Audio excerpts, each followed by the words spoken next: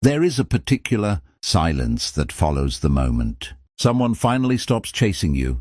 It is not loud. It does not announce itself with slammed doors or raised voices. It arrives quietly, a message left on read, a chair that stays empty, a name that no longer appears on a screen. And it is in that silence, that abrupt and unfamiliar quiet, that the people who once dismissed you, who once treated your presence as guaranteed, begin to feel something they never expected to feel: regret.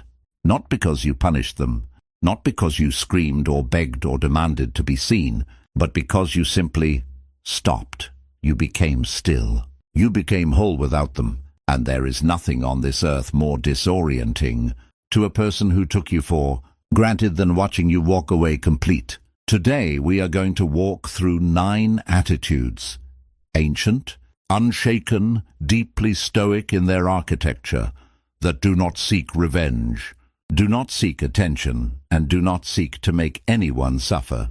And yet, paradoxically, these are the exact attitudes that make the very people who once overlooked you turn around, sometimes years later, and chase you with a desperation they cannot explain even to themselves. Stay until the end, because the 9th attitude is the one almost no one has the discipline to practice, and it is the one that changes everything. Welcome back to Wisdom of the Stoics, the place where the oldest philosophy in the Western world meets the newest wounds of modern life. If you are new here, we take the teachings of Marcus Aurelius, Epictetus, and Seneca, and we apply them, plainly and honestly, to the situations you are actually living through: heartbreak, betrayal, self-doubt, ambition, and the quiet war of becoming who you were meant to be. If that sounds like something you need today, consider subscribing. It costs nothing, and it means everything to a channel built entirely on ideas rather than noise. Now, let's begin. There is a temptation, when we feel unvalued, to imagine that the solution is escalation. Say more, explain more, prove more, beg subtly or openly to be seen the way we know we deserve to be seen. The Stoics would have found this approach not just ineffective, but philosophically backwards. Epictetus divided the world into 2 categories: things within our control and things outside of it. Our judgments, our choices, our effort, our character, these belong to us. Other people's perception of our worth, their timing, their regret, their eventual chasing, these do not belong to us. They never did. And here is the strange, almost mathematical truth hidden inside this teaching. The moment you stop trying to manufacture someone's respect, and instead pour that same energy into your own prohairesis, your own inner faculty of choice and character, you become, without even intending to, magnetic. Not because you performed indifference, because you actually became indifferent to their opinion of you and built something real in its place. This is not a video about manipulation tactics. We are not here to teach you tricks to make an exie jealous or a boss regretful through calculated silence. We are here to teach you something slower, sturdier, and infinitely more powerful: how to become the kind of person whose absence creates a vacuum nobody else can fill, as a side effect of finally valuing yourself the way Marcus Aurelius valued his own inner citadel. Let me introduce you to 3 people whose stories will walk beside us through this video. Eleanor, a woman who spent 4 years making herself smaller for people who never once made room for her. James, a man who confused loyalty with self-erasure until his very silence became the loudest thing about him. And Marco, who learned, almost too late, that the world does not chase what is given freely.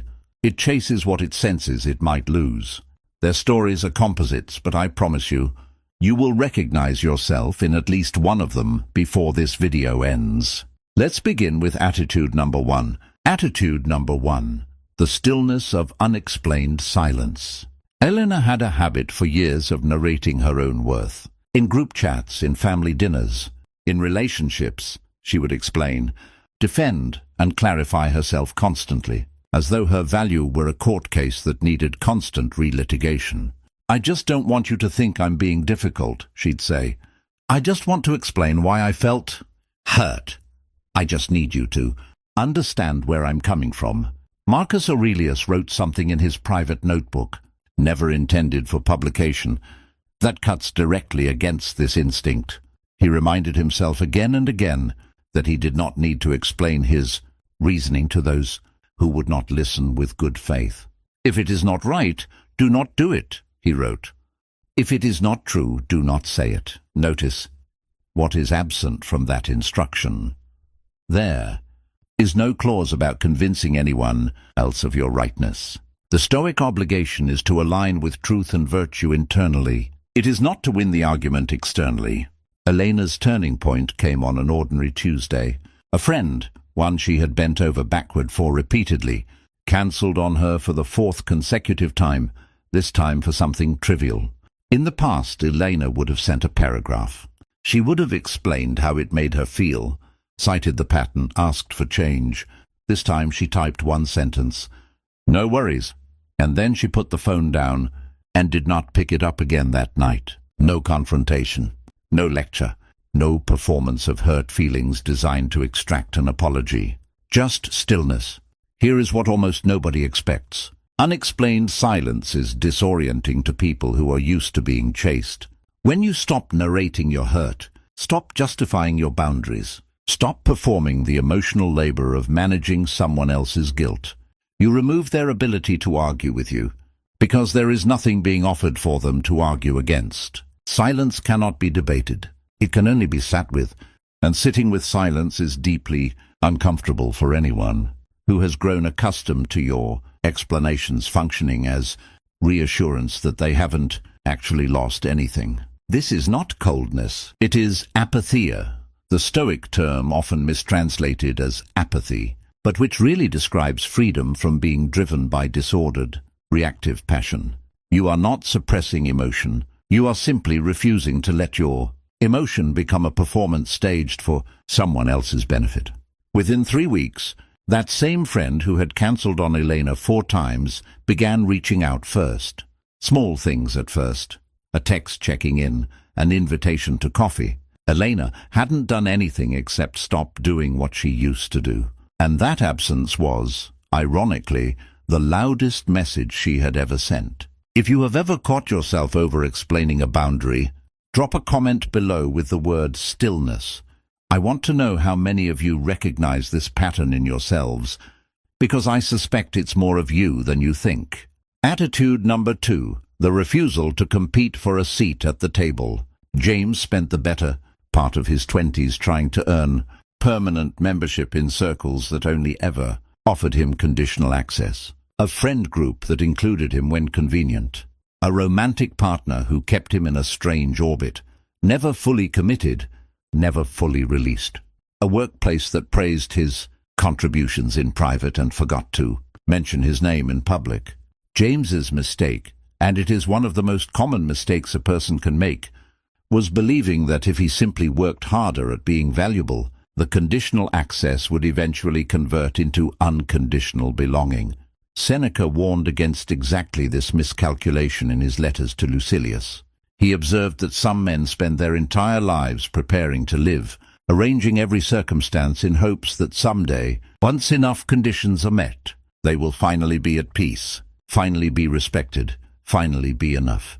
Seneca called this a kind of living death, postponing your own dignity indefinitely, always contingent on someone else's approval arriving on schedule.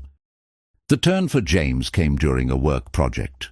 He had quietly carried a team for months, staying late, fixing errors that weren't his, absorbing blame that wasn't his either, all in hopes that recognition someday would arrive. When the recognition finally came, it went to someone else, someone louder, someone who had done less work but asked for more credit. The old James would have worked twice as hard the following quarter, hoping the injustice would eventually correct itself if he simply proved his worth beyond doubt. The new James, the one shaped by months of quietly absorbing Stoic principles he hadn't yet had occasion to test, did something different. He stopped competing for the seat. He didn't quit dramatically. He didn't send an email outlining every slight. He simply began doing his job well, without the invisible campaign for approval running underneath every action. He stopped staying late for praise. He stopped over-functioning to be noticed. He began treating his own competence as sufficient unto itself, a Stoic idea. Marcus Aurelius returns to repeatedly, that virtue is its own reward, requiring no external witness to be complete. Something remarkable happens when a person stops competing for a seat. The table often turns around and offers it to them anyway, not because the strategy worked, but because desperation has a scent and its absence has an equally distinct one. People are drawn, almost against their will, toward those who no longer seem to need them. 6 months later, James was pulled aside by a director 2 levels above him, someone who had barely acknowledged his existence before, and offered a promotion James hadn't applied for. This is oikeiosis in its mature form, the Stoic concept describing our natural expanding circle of concern, which begins with self-preservation and radiates outward. But it only radiates healthily outward once it has first been properly rooted inward. James had spent years trying to root his sense of belonging in other people's tables. The moment he rooted it in himself, the tables began, unpromoted and unsolicited, to rearrange themselves around him. Ask yourself honestly, right now, is there a table you are still trying to earn a permanent seat at? One where you were only ever offered a temporary chair? Sit with that question. We'll come back to it. Attitude number 3, emotional self-sufficiency, the end of outsourced peace. There is a particular kind of exhaustion that comes from making your emotional stability someone else's responsibility. You wait for their text to feel calm. You wait for their apology to feel resolved. You wait for their validation to feel worthy. And in waiting, you hand over the one thing Epictetus insisted, above all else, must remain entirely your own, your inner state. Marco lived this exhaustion for the better part of a relationship that lasted 3 years. His mood was a mirror of his partner's attention. A warm message and he floated through his day. A cold, delayed reply and his entire evening collapsed into anxious rumination. He was, in the Stoic sense, enslaved, not by chains, but by his own outsourced peace, handed over daily to someone who hadn't asked for the responsibility and, frankly, wasn't equipped to carry it. Epictetus opens his Enchiridion with the very distinction that would have saved Marco years of suffering. Some things are up to us, others are not. Our partner's mood, their consistency, their capacity to show up, these are not up to us. Our own composure, our own response, our own inner architecture, these are entirely up to us, always without exception, regardless of what anyone else does. The shift for Marco did not happen in one dramatic moment. It happened slowly, almost invisibly, through the accumulation of small refusals. The refusal to check his phone every 10 minutes. The refusal to let a delayed reply dictate his mood. The refusal to treat someone else's inconsistency as a referendum on his worth.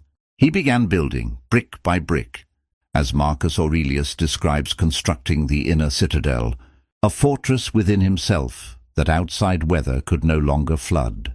The strange thing about emotional self-sufficiency is that it is almost invisible from the outside, right up until the moment someone tries to disturb it and finds, to their genuine confusion, that they can't anymore.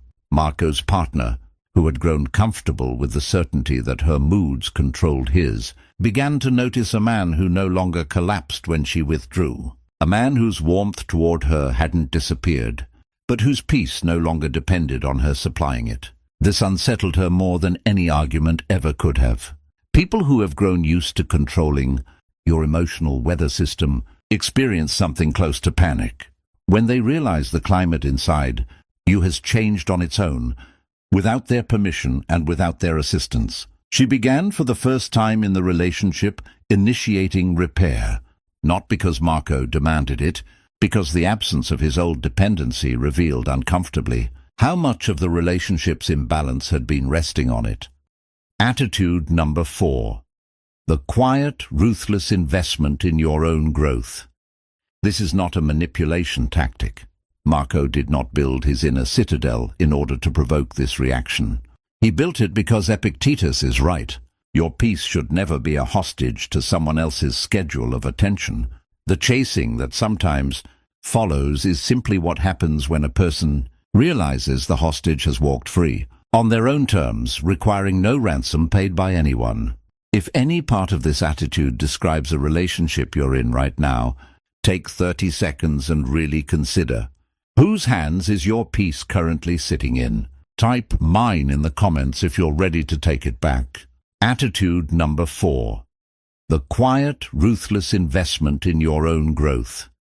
There is a version of self-improvement that is, itself, a kind of begging, going to the gym to look good for someone, learning a new skill to impress someone, becoming better in order to finally deserve someone's attention. This is self-improvement wearing the mask of self-respect while still, underneath, orbiting entirely around another person's gaze. Then there is a different version, the version the Stoics actually taught, where growth is undertaken with total indifference to whether anyone is watching at all. Eleanor, whom we met earlier, entered this attitude almost by accident. After she stopped over-explaining herself to people who didn't deserve the explanation, she found herself with an unusual surplus. Hours in the evening, she used to spend drafting long messages, justifying her feelings, energy she used to spend anticipating other people's reactions. She didn't know what to do with the surplus at first. So she picked up an old interest she'd abandoned years earlier, painting. She didn't post it anywhere. She didn't tell anyone. She painted badly, then less badly, then genuinely well over the course of about a year, in near total privacy. Marcus Aurelius wrote to himself, again, in notes never meant for an audience, that the tranquility we seek is available to us the moment we retreat into our own mind, our own reasoning, our own discipline, regardless of external circumstance. Elena's painting became, without her fully realizing it, a practical exercise in exactly this retreat. What she could not have predicted was how this quiet, unwitnessed investment in herself would eventually ripple outward. A year later, at a gathering she almost didn't attend, someone noticed a photograph of one of her paintings on her phone's lock screen and asked about it. The friend group that had once treated her as an afterthought suddenly saw a dimension of her they hadn't known existed, not because she announced it, but because it had simply, quietly, become undeniably real. There is something the Stoics understood intuitively that modern psychology has only recently caught up to. People are not drawn to declarations of worth. They are drawn to the evidence of a life being well lived, evidence that requires no explanation because it speaks for itself.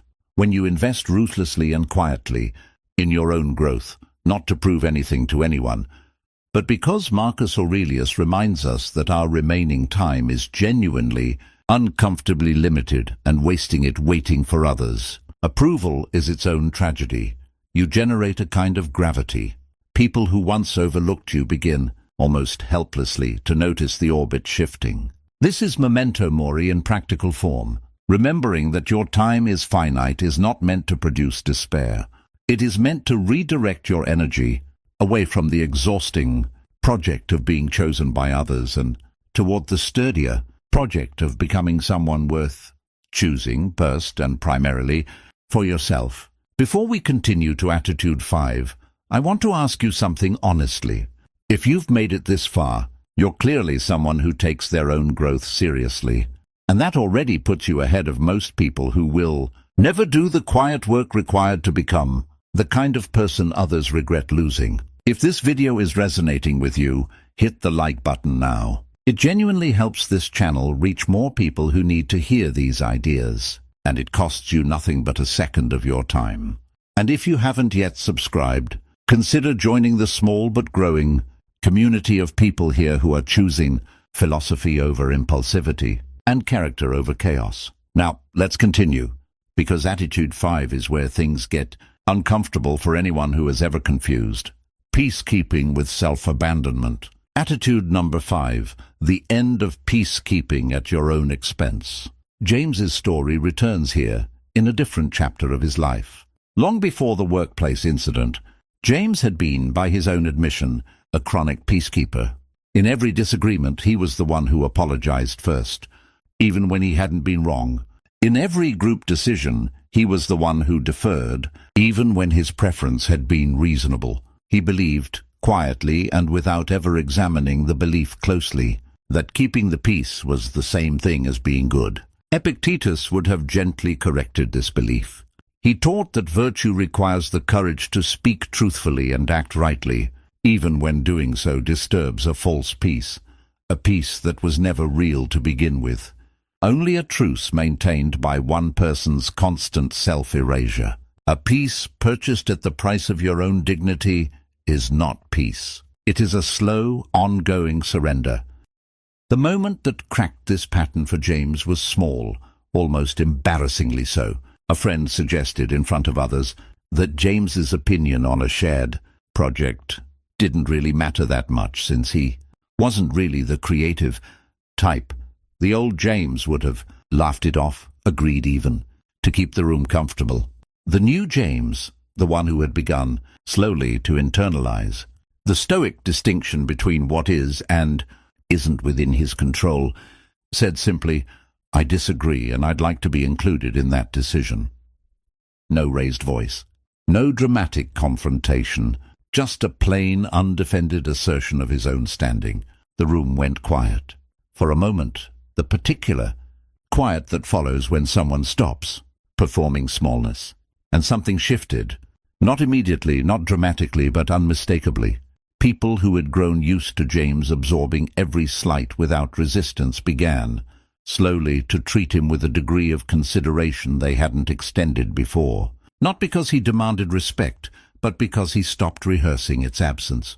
Marcus Aurelius wrote that it is not events that disturb people, but their judgments about events. James's old judgment that keeping others comfortable was more important than his own dignity had disturbed him for years, disguised as kindness. Once he corrected the judgment, the disturbance didn't just ease, it reversed, and those who had once taken his silence for granted began, almost imperceptibly, seeking his actual opinion, because they sensed, correctly, that it now came at a cost to ignore it. Attitude number 6, the discipline of not reacting to provocation. There is an old story about Marcus Aurelius that captures this attitude perfectly. Even if apocryphal in its exact details, it is said that when insulted publicly, he would pause, consider the insult with the same detached curiosity he might apply to studying an unfamiliar insect, and respond, if he responded at all, with such calm that the insult seemed to evaporate before it ever landed. Elena faced a version of this test when a family member, during a holiday gathering, made a pointed comment about her life choices in front of the entire table. The kind of comment engineered to provoke a reaction, to draw her into a defensive spiral that would confirm publicly that she was too sensitive or difficult. The old Elena would have taken the bait immediately, defending herself passionately, inadvertently proving the very narrative the comment was designed to establish. The Elena who had spent a year quietly painting, quietly building her inner citadel, did something different. She smiled, genuinely, not performatively, and said, "That's an interesting way to see it," before returning calmly to her meal. There was no counterattack, no defensive monologue, no visible disturbance at all, and here is the part almost nobody expects. Provocations that fail to provoke become, very quickly, embarrassing for the person who issued them. The family member, who had expected a reaction to feed off of, was left holding an insult that had nowhere to land. The table's attention, rather than turning against Elena, turned uncomfortably toward the relative who had tried and failed to unsettle her. Epictetus taught that no one can insult you without your cooperation, your agreement, internally, that the insult is deserved, or that it threatens something real. Elena's calm was not suppression. It was the genuine absence of that internal agreement. She simply did not believe, at the level that mattered, that this person's opinion had jurisdiction over her worth. This is one of the most powerful attitudes on this list, precisely because it is the hardest to fake. You cannot perform calm under provocation for very long. Eventually, the mask slips if the underlying belief hasn't actually changed. But when it has genuinely changed, when you have done the internal work Epictetus prescribes, provocation simply stops working on you, and people who once relied on your predictable reactions to feel a strange sense of control begin disoriented, to lose their grip on you entirely. Have you ever refused to take someone's bait and watched them scramble to recover? Tell me about it in the comments. These stories are some of my favorite to read. Attitude number 7. The protection of your own time and attention. Seneca opens one of his most famous letters, On the Shortness of Life, with an observation that still lands with force nearly 2,000 years later. It is not that we have too little time, but that we waste so much of it. And nowhere is this waste more common than in the countless hours people spend making themselves available to those who show no urgency in return. Marco, after rebuilding his emotional self-sufficiency, noticed a pattern he had never questioned before. He was always the first to respond, always the one who rearranged his schedule to accommodate others, always available on a moment's notice for people who took days to reply to him. He had, without realizing it, made his time a kind of open buffet, free, unlimited, and therefore, in the strange economics of human attention, undervalued. The shift began with something small. A friend who habitually cancelled plans last minute proposed a new outing. Instead of immediately clearing his schedule, as he always had, Marco checked his calendar honestly and replied 2 days later, "I can do the following weekend." Not cold, not punishing, simply realistic and no longer instantly available on command. The friend's response surprised him. Instead of the mild indifference Marco expected, there was a scramble to accommodate his timeline instead of the reverse. Something about Marco's time suddenly having visible limits made it, paradoxically, more valuable in the friend's eyes. Seneca would recognize this immediately. He observed that people guard their property, their money, their possessions fiercely, but hand over their time, the only truly non-renewable resource, to anyone who asks, as though it costs them nothing. When Marco began treating his time the way Seneca insisted it should be treated, as the most precious thing he owned, not to be distributed carelessly to those who had shown no comparable regard for it, the people around him recalibrated, almost instinctively, how much they valued access to him. This is not gamesmanship. It is simply honesty about what your time actually costs you, communicated not through explanation but through the plain fact of your calendar no longer bending instantly for everyone. Attitude number E, the acceptance that some people will never appreciate you, and the peace that follows. This attitude may be the most quietly radical one on this list, because it asks you to release something almost everyone secretly clings to, the hope that if you simply become good enough, patient enough, understanding enough, the person who has never valued you will finally see you clearly. Marcus Aurelius offers a piece of wisdom here that sounds almost harsh at first. He reminds himself repeatedly that other people will act according to their own nature, their own limitations, their own confusion, and that expecting otherwise is like being angry at a fig tree for producing figs. Some people are simply not capable, in a given season of their life, of recognizing what stands in front of them. Elena's mother had never once, in Elena's entire adult life, offered the kind of validation Elena had quietly hoped for. Every achievement was met with a subtle redirection toward what Elena hadn't yet done. Every attempt at closeness was met with a faint, almost imperceptible withdrawal. For years, Elena interpreted this as a problem to be solved. If she just explained herself better, achieved more, tried harder, surely her mother would finally see her. The turning point was not dramatic.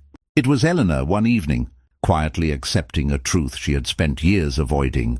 Her mother might never fully see her, and that fact, however painful, said something about her mother's capacity, not about Elena's worth. This is amor fati in its most difficult application. Not the love of pleasant circumstances, but the acceptance of circumstances exactly as they are, without the exhausting demand that they be otherwise before you can be at peace. What followed was not resignation, but liberation. Elena stopped performing for her mother's approval. She still called, still visited, still loved her, but she stopped waiting. And in that release, something her years of trying had never achieved happened almost on its own. Her mother, sensing for the first time that Elena's warmth was no longer conditional on being reciprocated, and no longer anxious for validation that clearly wasn't coming, began, tentatively, imperfectly, to reach toward her in small ways she never had before. This does not always happen. Some people never come around, and the Stoic teaching does not promise that they will. What it promises is something more valuable. Your peace no longer depends on it either way. And ironically, it is precisely this release of expectation that most often creates the conditions under which people who withheld appreciation finally, belatedly begin to offer it. Attitude 9. The attitude almost. No one has the discipline to practice radical self-completion. Come now to the 9th attitude, the one I promised you at the very beginning of this video, the one that changes everything, and the one that almost no one has the discipline to fully practice, because it requires giving up the last hidden hope most people carry without even realizing it, the hope that someone else's eventual regret will complete something inside of us. Here is the uncomfortable truth beneath everything we have discussed today. If you practice attitudes 1 through 8 in order to make someone regret losing you, you have not actually practiced them. You have performed them, waiting, arms folded, for an audience's reaction. And performances, unlike genuine transformation, tend to collapse the moment the anticipated audience fails to show up on schedule.